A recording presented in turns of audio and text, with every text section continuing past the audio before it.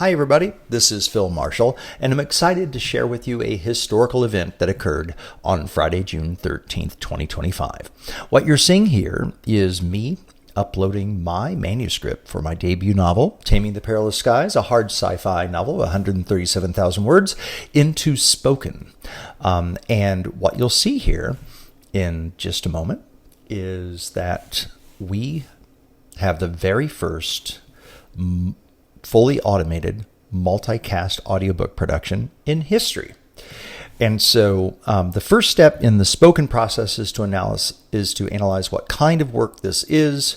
And then as soon as I've chosen to go multicast as opposed to single narrator or dual narrator for romance writers, and have chosen my voice service, in this case Hume AI, because I like the emotive nature of their voices, I can choose to go ahead and go the full Megillah, narrate the entire thing. And so that's what I've chosen to do there. And so with that one click, the click of that one button, I go from manuscript to full multicast audiobook without any further intervention needed from me. I'll go ahead and talk you through what's happening.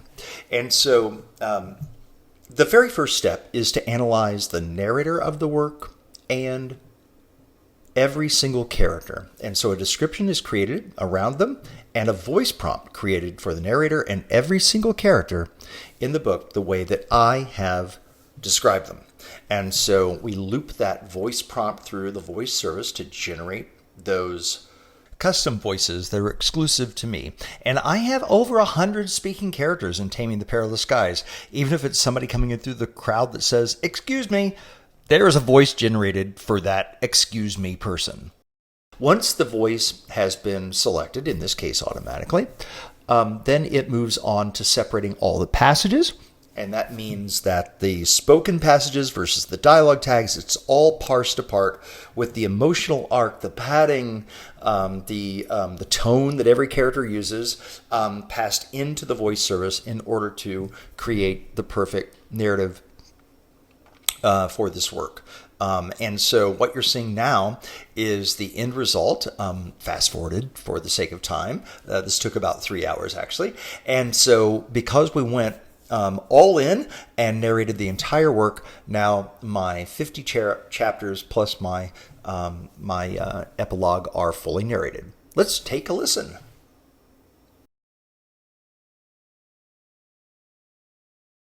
I am normal, she said dryly in a heavy Russian accent. She wore a form-fitting black jumpsuit with blue optox and a severe chin-length bob of jet black hair. I had known Ivana for many years, especially memorable by the distinction that her workmate, the person standing next to her, was her identical twin. I also am normal, Balana said. Both were strikingly attractive, in a stone-cold killer kind of way, and completely indistinguishable. Sit, Ivana said. I cast a hologram on their wall of a thin-faced man with boyish looks, sweeping brown bangs, and wire-rimmed optox. Nigel Thomas at the kite factory is helping us on rescues. Tables, Kalana interrupted. Header rows and titles of various data tables materialized on our display, from hotels and transports by capacity to a breakdown of their battery life remaining. Nigel, what are our options? Not many, I'm afraid to say. He said in an apologetic British tone. We've looked at batteries, oxygen and disablement. There's nothing at all we can do about the batteries. They aren't interchangeable and they're integrated into the induction base of the aerial's hull. So trying to go up to replace their batteries isn't going to work. If a hotel uses batteries only for pressurization, can we redirect some of its ambient power to life support? Nigel shook his head. The ambient energy layer lies under the anti-gravity skin and feeds directly through tiny capacitors every few inches. There would be no way to reroute that power. Even if you could, having individual anti-gravity segments lose power could cause the aerial to tumble. What if we took up oxygen tanks? Lieutenant Shin asked. Use our floaters, one at a time? Long-buried memories of physiology lectures kicked in. It comes down to atmospheric pressure.